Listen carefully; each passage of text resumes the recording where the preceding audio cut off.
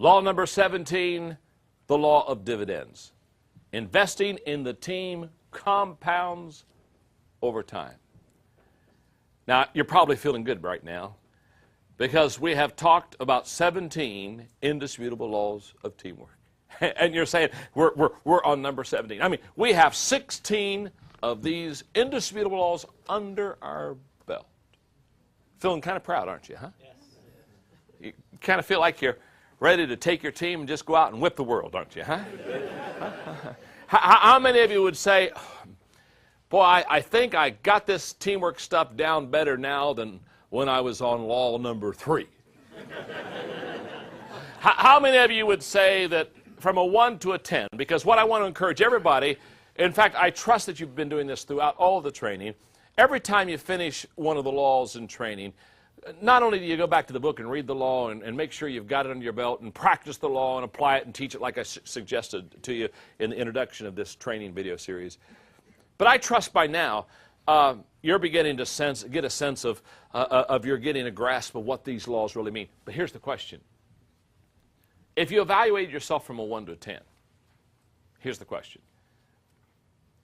Did you give yourself a 10 on every one of them? How many of you probably were not perfect on all 17? See, and I've even taught 17 and you're already saying I'm not perfect. You just kind of know, okay? But let me ask you a question. How many of you say, you know, 3 or 4 of these laws I'm pretty good at right now? How many? Come on, you get some. How many of you basically say you need help? Now, here's what I want you to catch.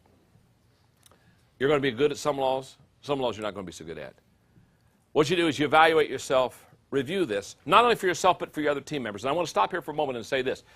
When you're finished with this study of the 17 indisputable laws of teamwork, what you want to do is not only evaluate yourself, but let your team evaluate you on all 17 laws. And you want to evaluate your team till you know who does best on what laws. For example, law number 16, the law that I just finished speaking on, the law of high morale. Let me say this.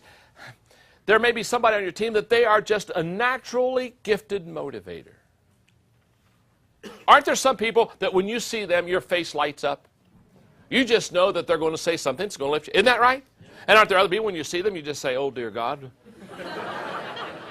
why did I see them? Let me. How many of you ever seen somebody in a supermarket and somebody you didn't want to see? And the good news is you saw them.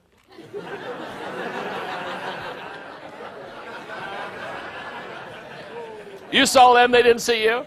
How many of you, this is just for fun. This is for fun. There's no teaching value in this at all. That's just for, how many of you have ever ducked or hidden from somebody you didn't want to see? Come on, raise your hand. Oh, yeah. Okay. This law, the law of dividends, if I could teach any law successfully, this is the one I'd want to teach. And here's why. You have no idea. If you'll pour yourself into your team, the return your team will give you. In one of the earlier laws, I talked about when I turned 40, remember? And I realized that I could never accomplish what I wanted to accomplish on my own, so therefore that's where I developed the law of the inner circle, one of the 21 irrefutable laws of leadership. That's where I realized I have to bring people around me and develop a team. Okay. As I look back at that decision at the age of 40, I'm now 54, at that decision, I can say of any decision I have ever made in the area of leadership, that was the greatest decision. Because I'm now 14 years in this process, and I'm starting to clip some pretty good coupons. I'm starting to reap some pretty good compounded dividends because I've spent this time in developing a team.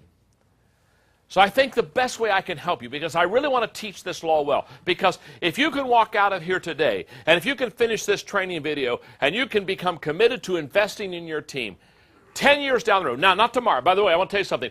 If you make a determination to invest in your team, tomorrow will not be a good day.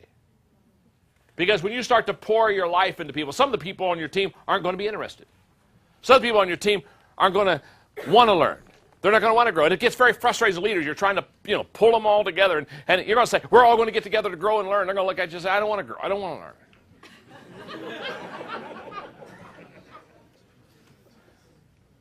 And you're going to be discouraged. Now, here's what I'm saying. Many people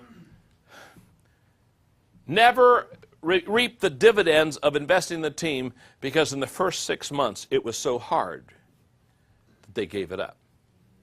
And basically went back to saying, it's just easier to do it myself. And they never understand why they don't reap the dividends and the compound interest of what a team will give you over a period of time. Done correctly, the most important thing that you'll do as a leader is law number 17. So let me share with you what I think investing in a team means. I want to make sure you really get this.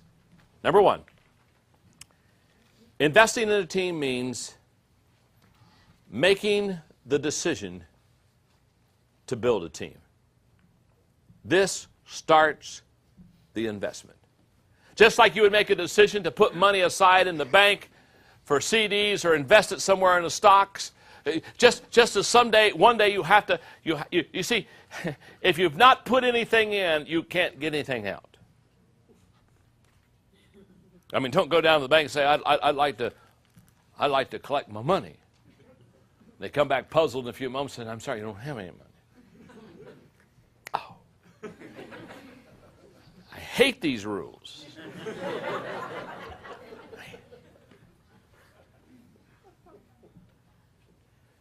The best thing that can happen to you is you walk out of this studio, is you to commit yourself today to start investing in your team.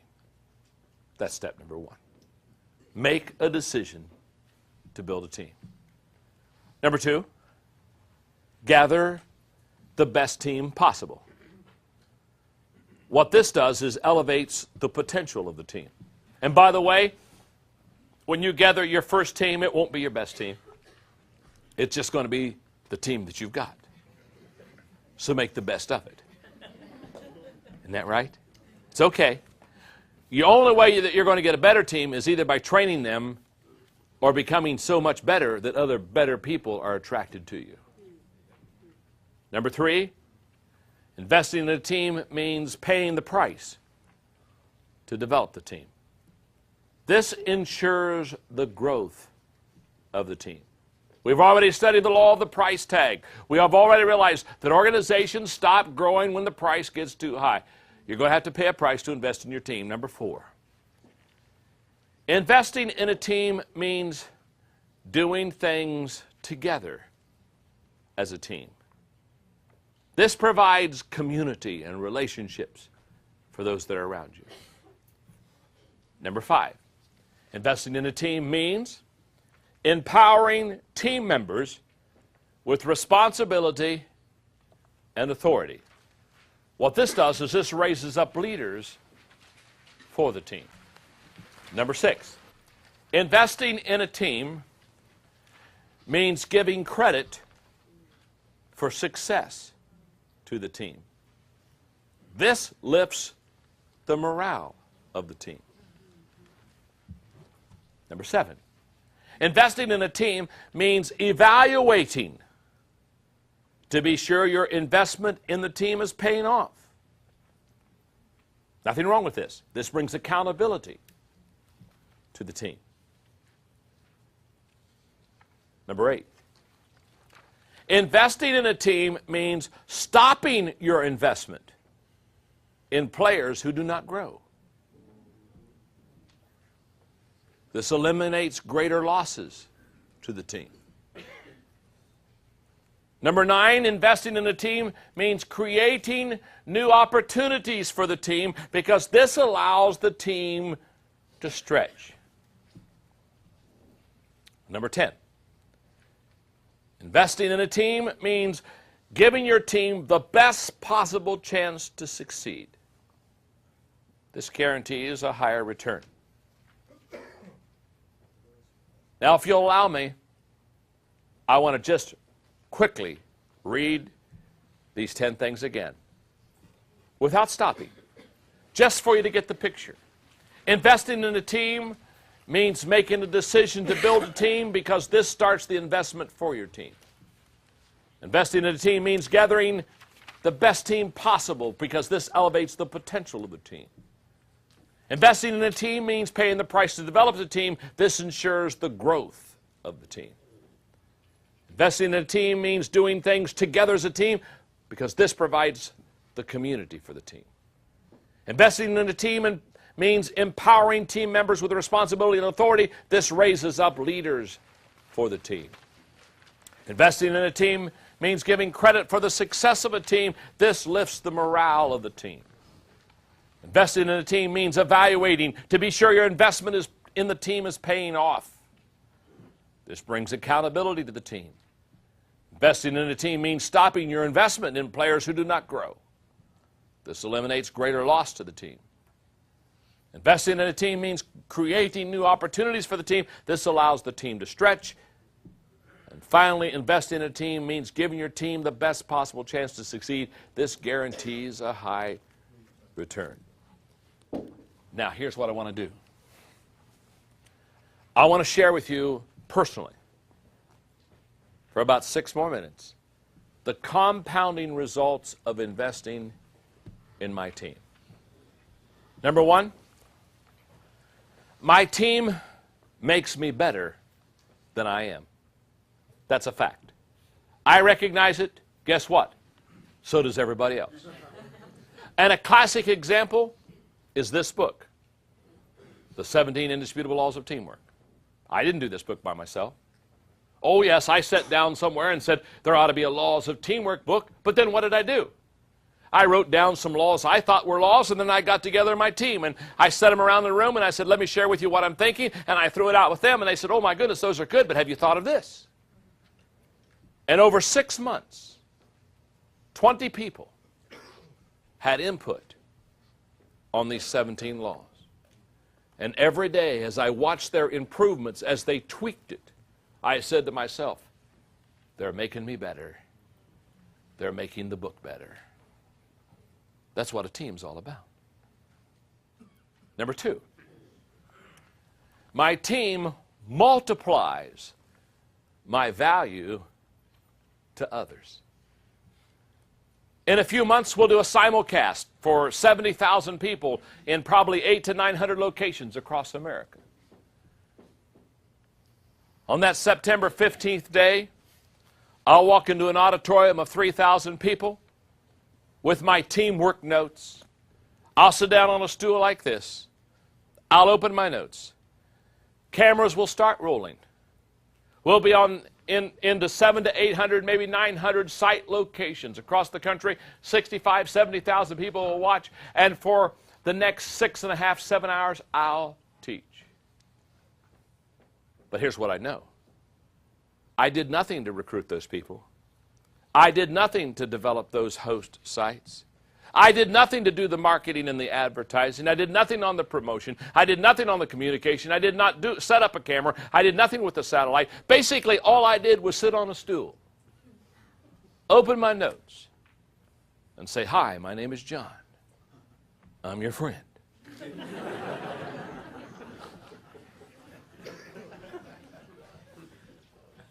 The team multiplies my value. If it's up to John, he gets a handful. The team gives me thousands. Number three, my team enables me to do what I do best. And it's a good thing I have a team around me because I don't do very many things well. I'm not a multi-talented person. I'm always amazed at people who can do everything. I've never been able to do that. I can't even do 2 things at once. I'm very limited. In fact, there are only 4 things I can do. I do these very well. But there are only 4 things. Ask my wife. I'm worthless. Ask my team. I'm clueless. In fact, they look at me and they're continually amazed at what I don't know. Many of them look at me as Columbo. just walking through the halls with a trench coat, muttering to myself, trying to figure it out. Now, the 4 things I do well. I lead well, I communicate well, I relate well, and I create well. I'm good at those 4 things. But it stops there. I'm really not good at anything else. Worthless. But I have a team. And the team around me. You know what they say? Is they say, John, you're worthless. Don't go there. Don't do that. Just do 4 things. So every day, all I do is 4 things. People say, don't you do anything else? No. I'm not any good. 4 things. My name is John.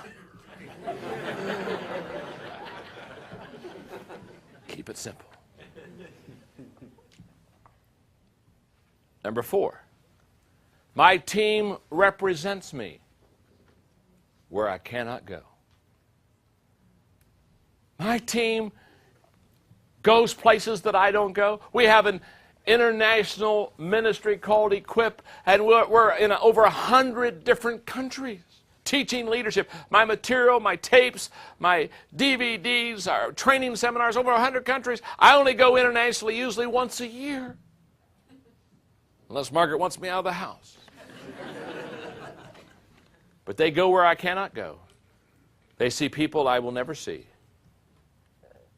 They raise leaders that I will never personally touch. Number 5, my team fulfills the desires of my heart. My team is an extension of my calling and dream. Many years ago, I had a wonderful friend. 25 years ago, his name is Elmer Towns. He's been a friend and a mentor of mine for many, many years. And many, many years ago, as a pastor, he said, John, if you're a pastor of a church, all those Sunday school classes, all those Sunday school teachers are extensions of your vision and ministry. And I picked up on that concept. And when I began to develop a team at the age of 40, I said all of my team members will be extensions of my vision and my calling.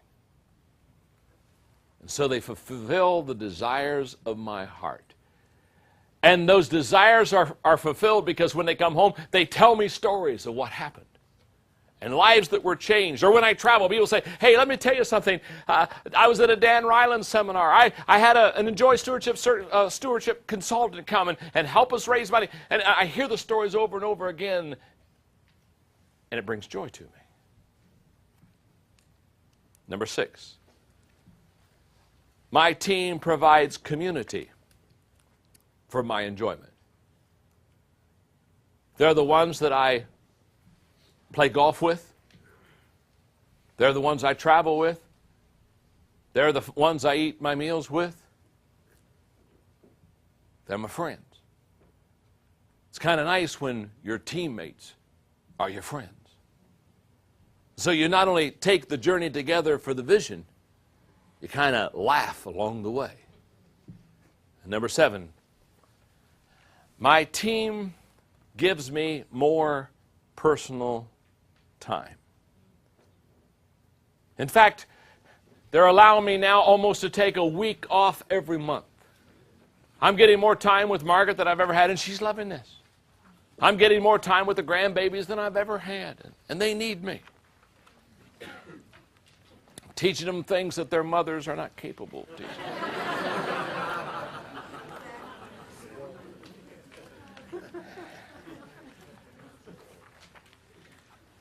What am I saying?